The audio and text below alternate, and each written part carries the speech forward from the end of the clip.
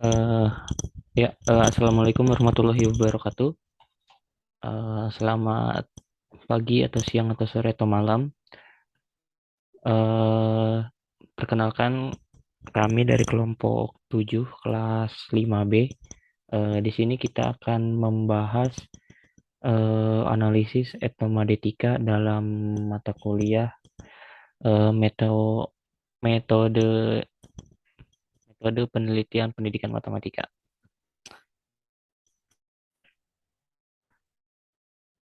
Nah, di sini itu ada artikel jurnal yang akan kita bahas dengan judul Implementasi Etnomatematika dalam Pembelajaran Matematika pada Jenjang Pendidikan Sekolah Dasar yang ditulis atau dibuat oleh Fatimah S. Sirate.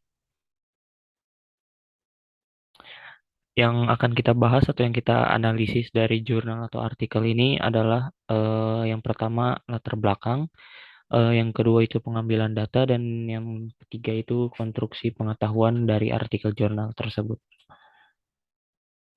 Ya, yang pertama ada latar belakang.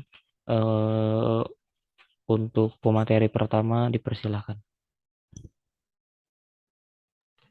Baik, terima kasih moderator. Yang pertama, perihal latar belakang, yaitu bangsa Indonesia terdiri atas berbagai macam suku dan budaya, dan setiap suku memiliki cara tersendiri dalam menyelesaikan masalah yang dihadapi, seperti halnya suku Tolaki yang ada di Sulawesi Tenggara. Pertimbangan lain bahwa matematika yang diperoleh di sekolah tidak cocok dengan cara hidup masyarakat setempat, sehingga matematika sulit dipahami oleh siswa karena ada dua skema yang diperoleh, yaitu skema yang diperoleh di lingkungan dan skema yang diperoleh dari sekolah. Selanjutnya, kesulitan dalam mempelajari matematika berlandaskan pada persoalan konflik budaya, yaitu ketidaksesuaian tradisi budaya yang mereka temukan di luar sekolah, yaitu di rumah dan di masyarakat dengan apa yang ditemukan di sekolah. Sebelumnya, etnomatematika itu merupakan gabungan pembelajaran matematika dengan berlandaskan budaya yang ada di sekitarnya. Saya kembalikan kepada moderator.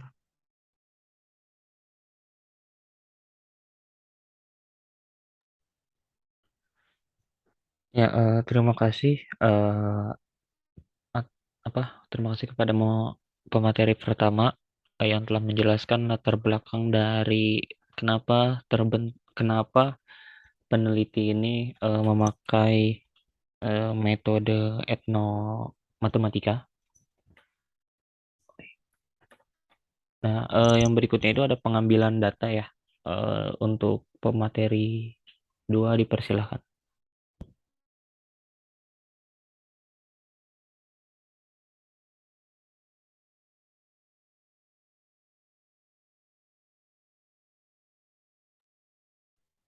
Oke, terima kasih Ihsan. Selanjutnya ada pengambilan data. Nah, alasan dia mengambil data itu dengan menggunakan metode pengambilan data yang digunakan yaitu dengan teknik observasi. Nah, di mana itu melakukan peneliti itu melakukan terhadap kandungan RPP yang diedarkan oleh cabang Dignas Kabupaten Konawe Selatan yang digunakan oleh pengajar sebagai acuan dalam pembelajaran. Wawancara terhadap peserta didik baik saat kegiatan pembelajaran dan di luar pembelajaran serta dokumentasi kegiatan, kemudian dianalisis dengan reduksi data, sajian data, dan juga verifikasi data sehingga dapat menghasilkan penyimpulan. Mungkin sekian, saya kembalikan lagi ke moderator.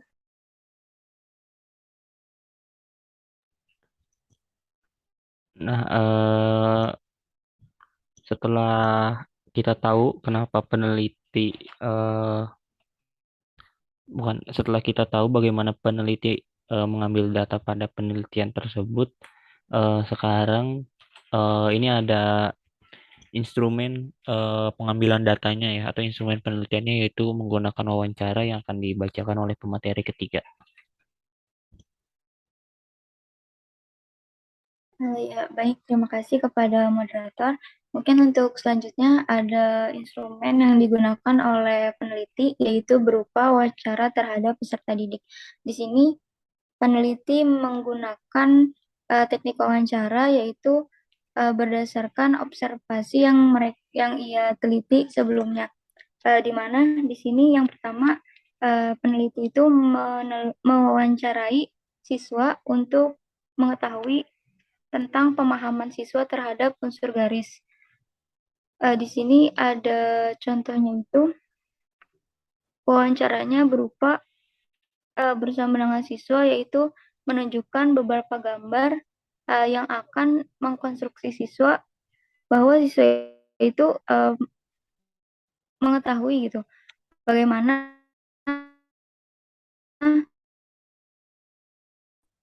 apa saja bentuk-bentuk dari garis melalui gambar-gambar yang disuguhkan oleh peneliti. Dan ini berlangsung dalam kegiatan pembelajaran di kelas.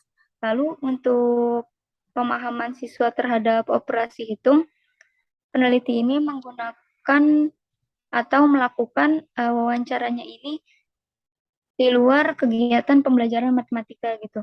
Contohnya di sini peneliti mewawancarai salah satu anak dalam operasi hitung, yaitu contohnya ketika membeli bensin gitu, ditanya oleh peneliti kepada si anak melalui proses jual beli bensin seperti itu. Mungkin itu saja. Dikembalikan lagi ke moderator.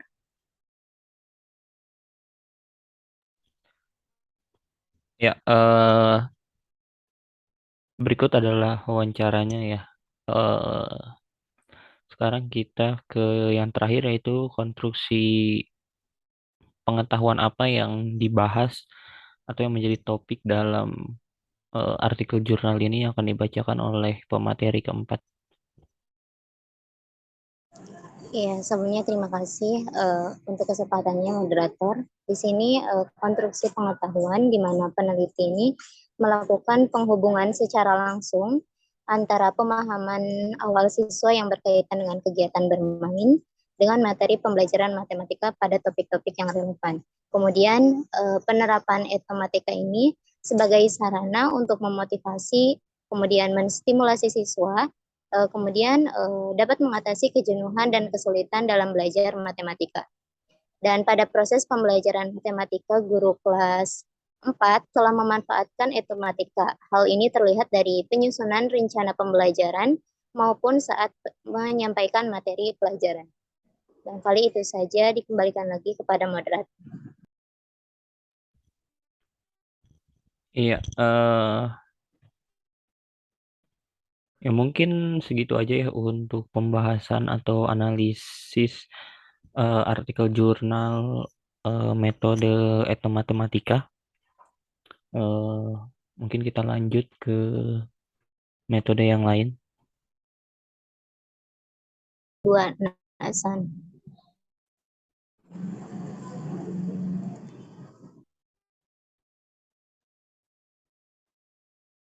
Baik, bismillahirrahmanirrahim. Di sini kami dari kelompok 1 akan membahas terkait metode analisis fenomenologi. Bisa di next.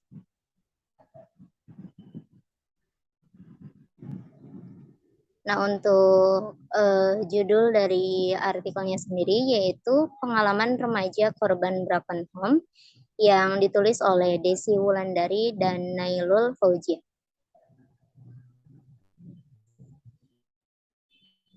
Bisa di next. Oke, untuk pembahasannya, untuk yang pertama itu ada pendahuluan, kemudian ada latar belakang, yang ketiga ada pengambilan data, dan yang keempat untuk pendahuluan ini akan disampaikan oleh pemateri pertama. Untuk pemateri pertama dipersilakan. Terima kasih moderator. Baik, penjelasan pertama mengenai pendahuluan, di mana penelitian kualitatif pendekatan fenomenologi merupakan suatu pendekatan di mana penelitian melakukan observasi terhadap partisipan untuk mengungkap konsep atau fenomena pengalaman yang terjadi pada hidup partisipan tersebut. Pendekatan fenomenologi dilakukan apa adanya atau alami, sehingga peneliti bebas pada situasi menganalisa data yang didapatkan. Tidak ada batasan untuk memaknai fenomena yang diteliti. Saya kembalikan kepada moderator. Baik, terima kasih untuk materi yang pertama. Pembahasan selanjutnya akan disampaikan oleh pemateri kedua.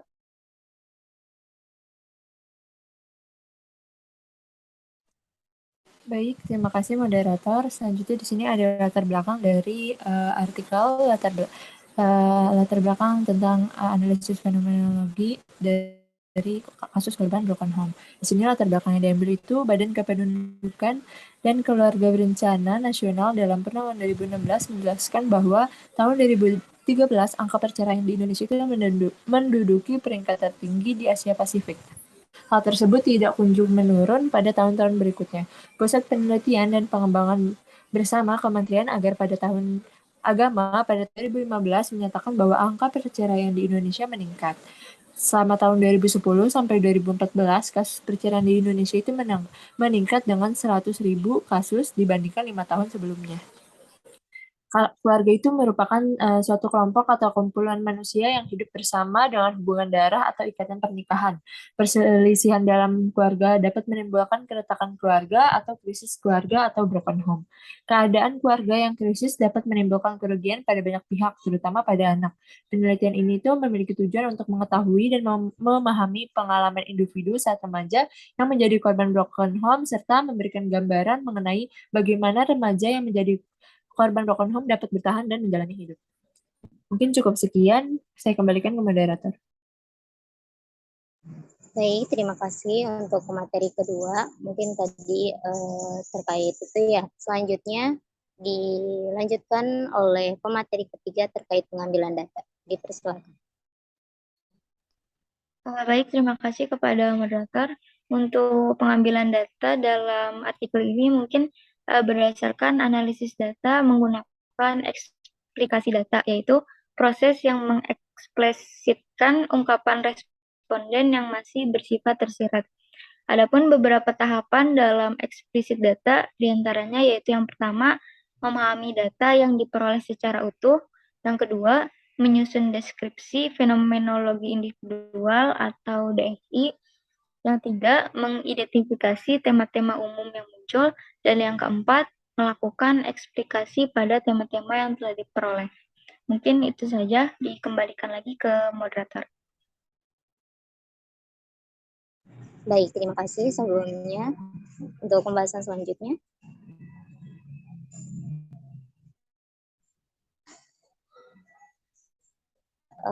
Terkait hasil dan pembahasan akan disampaikan oleh pemateri keempat.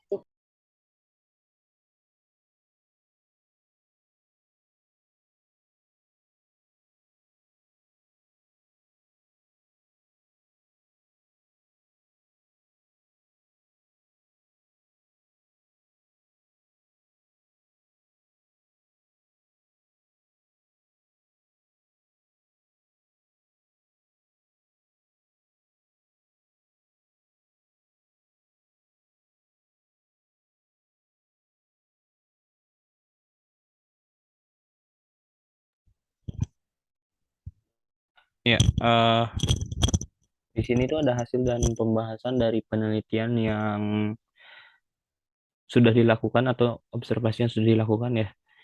Di sini ada tabel 1, episode episode dan tema umum.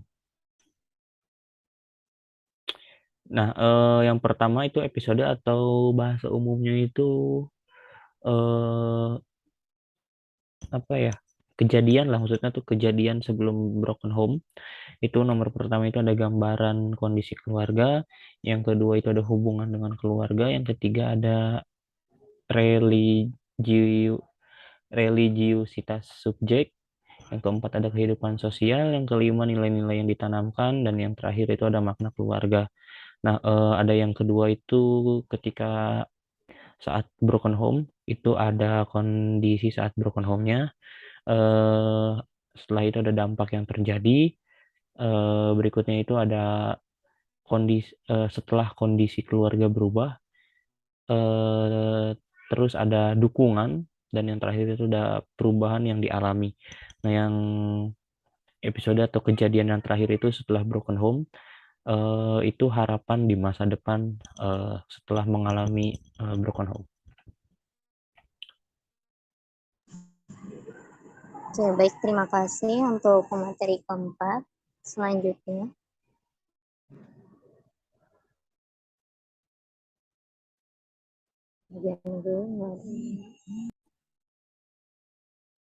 ya, untuk yang terakhir itu ada konstruksi pengetahuan, di mana perceraian secara langsung dan tidak langsung ini dapat memberikan dampak psikologis yang buruk bagi anak, terutama dalam keluarga. Nah, dampak langsung yang dirasakan adalah perasaan kehilangan salah satu sosok orang tua yang biasanya mereka jumpai setiap hari. Kemudian hasil penelitian ini menunjukkan bahwa anak-anak atau remaja yang menghadapi perceraian, orang tuanya biasanya akan mengalami gejala gangguan kesehatan mental jangka pendek seperti stres, cemas, dan depresi. Kemudian artinya keluarga ini memiliki peran penting bagi perkembangan seseorang. Dampak yang dialami subjek saat keadaan keluarga berubah, maka ketika subjek merasa sakit hati, bingung, dan kecewa. Oke, mungkin itu aja penyampaian dari kami kelompok 1. Mohon maaf untuk kekurangannya. Wassalamualaikum warahmatullahi wabarakatuh.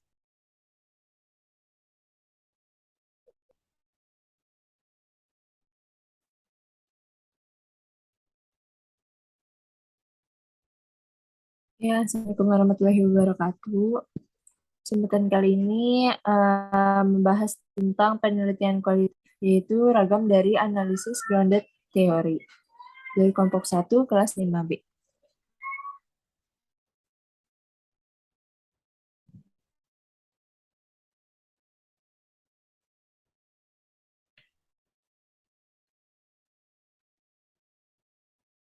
Nah, di sini yaitu mengambil dari artikel yang berjudul Pengalaman Mahasiswa dalam Melakukan Wirausaha Informasi yang ditulis oleh Afdini Riflatul Mahmudah dan Haryah.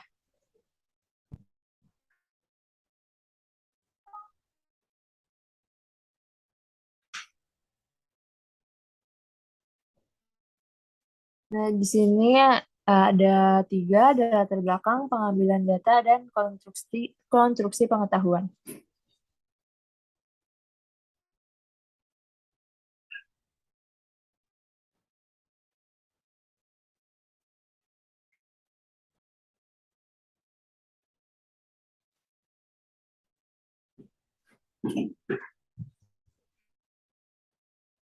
Nah, yang selanjutnya ini ada latar belakang. Latar belakang akan dibawakan oleh pemateri 1. Untuk pemateri 1 dipersilakan.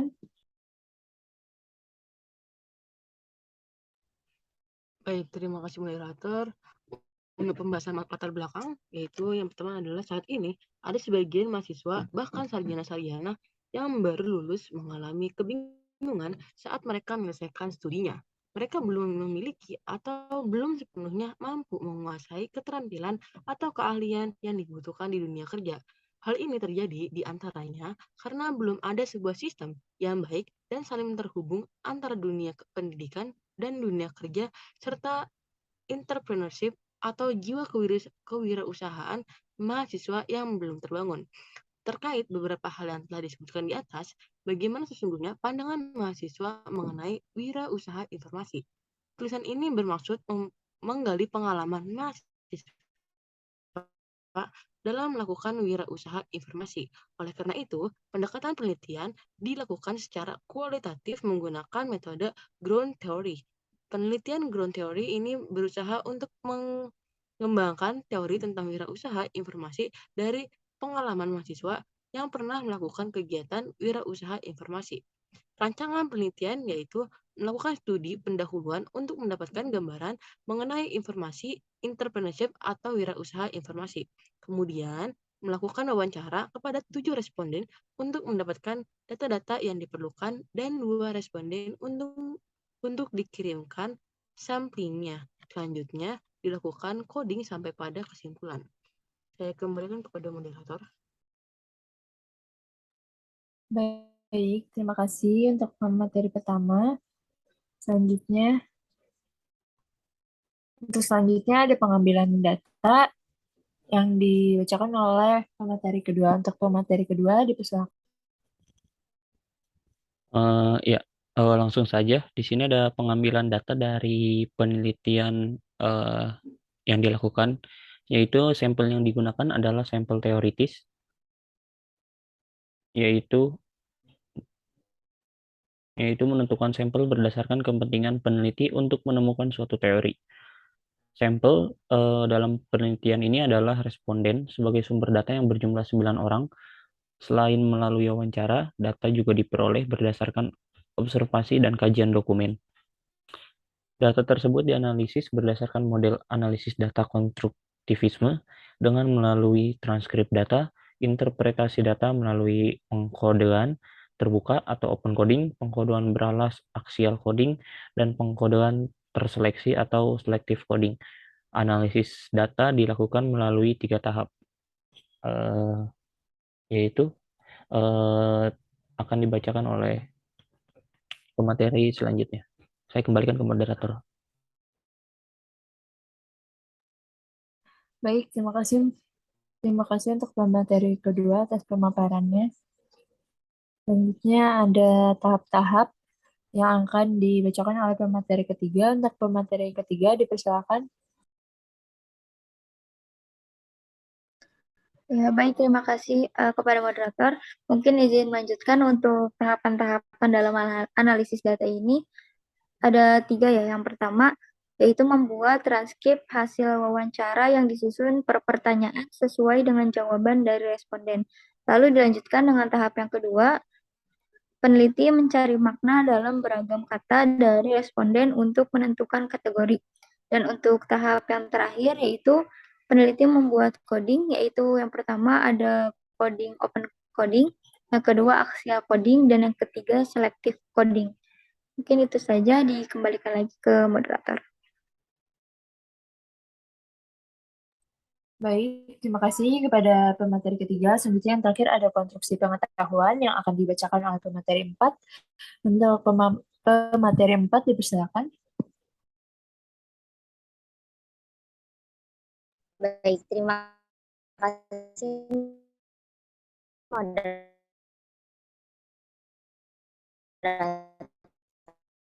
sebelumnya. Oke, terkait informasi. Nah, di sini juga penelitian ini bertujuan memberikan pelajaran penting sebagai usaha di masa depan dalam memahami dan mengembangkan kegiatan wirausaha informasi, khususnya bagi para mahasiswa jurusan ilmu perpustakaan dan informasi. Kemudian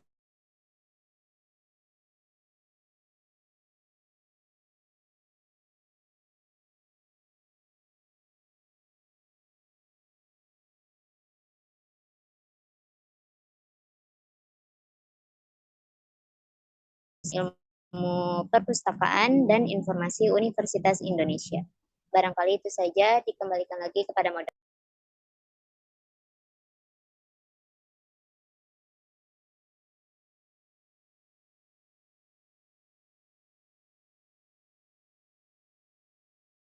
Baik, terima kasih kepada pemateri ketiga. Mungkin cukup sekian. Terima kasih. Wassalamualaikum warahmatullahi wabarakatuh.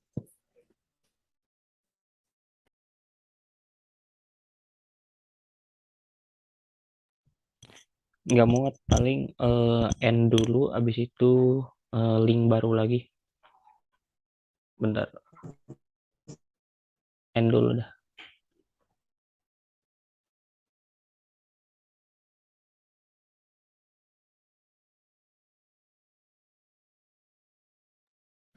Ya, bismillahirrahmanirrahim. Assalamualaikum warahmatullahi wabarakatuh. Kembali lagi bersama kami, kelompok 1, metode penelitian matematika. Di sini akan berdiskusi mengenai metode penelitian kualitatif dengan jenis penelitian studi kasus.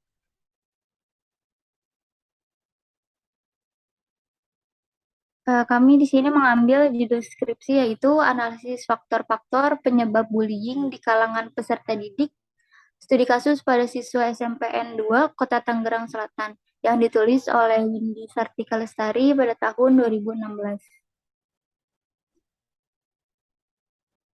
Baik, mungkin untuk yang pertama kita akan membahas mengenai pendahuluan.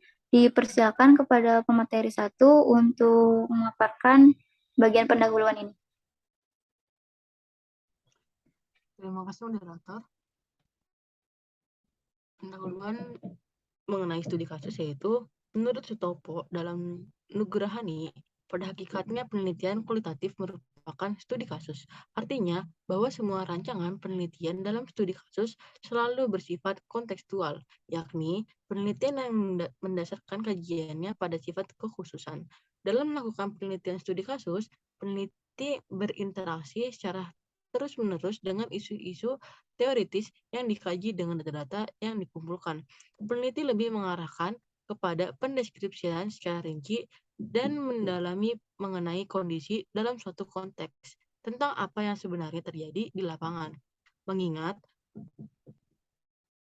bahan jenis penelitian studi kasus menekankan pada deskripsi proses tentang apa, mengapa, dan bagaimana sesuatu terjadi untuk mengarahkan pada pemahaman makna dari suatu fenomena yang terjadi. Saya kembalikan kepada moderator. Baik, terima kasih kepada Diki selaku pemateri yang pertama. Mungkin dilanjutkan kepada pemateri 2 untuk membahas teknik dan instrumen pengumpulan data.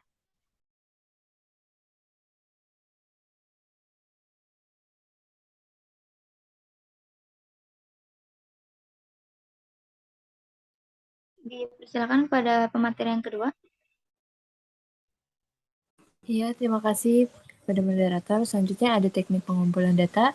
Di sini ada 3 tabel. Yang pertama itu ada daftar kegiatan observasi. Yang pertama itu kegiatan itu mengenal lingkungan SMP 2 Kota Tangerang Selatan. Yang kedua itu mengamati perilaku siswa di SMP 2 Kota Tangerang Selatan. Selanjutnya ada mengikuti kegiatan belajar mengajar di kelas, terutama untuk mengamati perilaku peserta didik yang terindikasi bullying. Terus selanjutnya ada tabel kedua, yaitu instrumen wawancara. Indikatornya itu yang pertama menganalisis faktor keluarga sebagai penyebab perilaku bullying. Di sini ada sumber datanya dari pelaku dan korban bullying. Sumber data yang keduanya itu ada kepala sekolah, wakil kepala sekolah. Pertanyaannya itu ada beberapa pertanyaan. Salah satunya misalnya, bisakah Anda menceritakan tentang keluarga Anda? Selanjutnya, bagaimana hubungan Anda dengan orang tua Anda di rumah? Apakah Anda selalu menjaga komunikasi dengan orang tua? Apakah orang tua sering memberi nasihat tentang pentingnya menjaga persahabatan? Yang kelima, bagaimana sikap orang tua Anda terhadap perkembangan pribadi dan sekolah Anda? Yang keenam, bagaimana perlakuan orang tua Anda terhadap Anda di rumah? Yang ketujuh, apakah orang tua Anda memiliki cukup waktu untuk keluarga? Nah, untuk instrumen data kepala sekolah dan wakil kepala sekolah itu, pertanyaannya bagaimana keadaan keluarga pelaku dan korban bullying. Nah, selanjutnya ada tabel yang ketiga, yaitu studi dokumen. Dokumen yang diperlukan itu catatan pelanggaran yang sumber dari guru BK.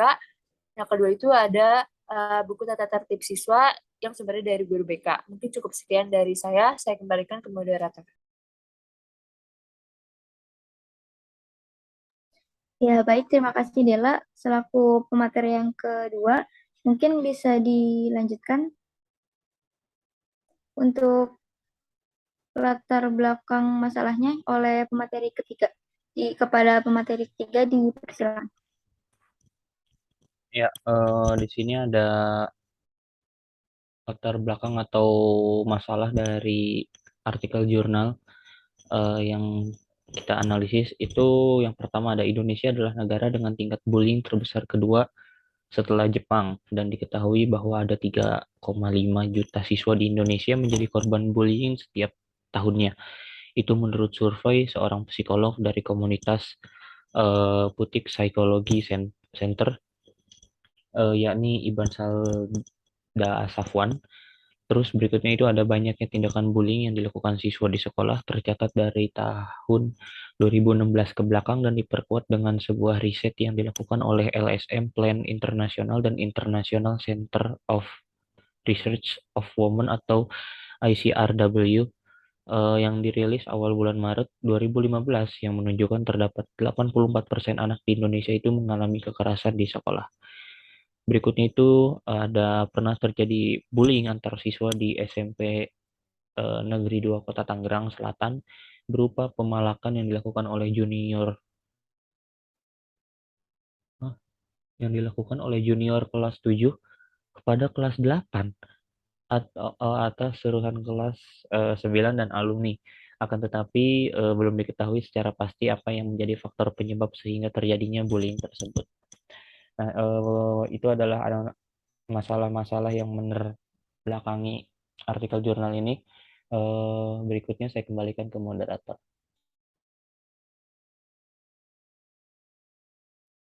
Ya baik, terima kasih kepada Iksan selaku pemateri yang ketiga. Mungkin bisa dilanjutkan untuk membahas konstruksi pengetahuan peneliti yang akan dipaparkan oleh pemateri keempat. Kepada pemateri keempat dipersilakan. Baik, terima kasih moderator. Untuk selanjutnya yaitu konstruksi pengetahuan penelitian, di mana bentuk bullying yang terjadi di SMP Negeri 2 Kota Tangerang Selatan ini, yaitu pemalakan yang dilakukan oleh junior kelas 7 kepada kelas 8 atas suruhan kelas 9 dan alumni. Ini kan belum diketahui ya secara pasti apa yang menjadi faktor penyebab sehingga terjadinya bullying tersebut. Nah, namun kurang maksimalnya peran sekolah dalam dapat menjadi salah satu faktor penyebab tindakan bullying ini terjadi di sekolah. Kemudian faktor lainnya yang menjadi pertanyaan bagi peneliti sendiri yaitu seperti faktor keluarga, teman sebaya, bahkan media massa perlu disorot guna menjawab inti dari permasalahan. Dan ternyata untuk faktor dari keluarga tersendiri yaitu akibat dari tidak memberi kasih sayang dan perhatian yang penuh kepada anak-anaknya. Kemudian keluarga yang tidak harmonis juga menciptakan iklim rumah tangga yang negatif. Kemudian pola asuh yang selalu membeda-bedakan anak di dalam keluarga juga memicu timbulnya perasaan iri. Kemudian faktor teman sebaya itu munculnya hasrat ingin menindas atau melakukan bullying atas hasutan teman-temannya. Nah, kemudian timbul keinginan untuk diakui dan dianggap sebagai pemegang kekuasaan penuh atas kelompoknya. Kemudian yang terakhir itu faktor media massa, di mana penggunaan negatif sosial media ini, kemudian intimidasi melalui sosial media seperti BBM yang berlanjut pada intimidasi secara langsung di sekolah. Itu saja, dikembalikan lagi kepada moderator. Baik, terima kasih kepada Cindy untuk pemaparannya. Mungkin itu saja analisis dari artikel yang kami ambil. Kurang lebihnya mohon maaf. Akhirul kalam. Wassalamualaikum warahmatullahi wabarakatuh.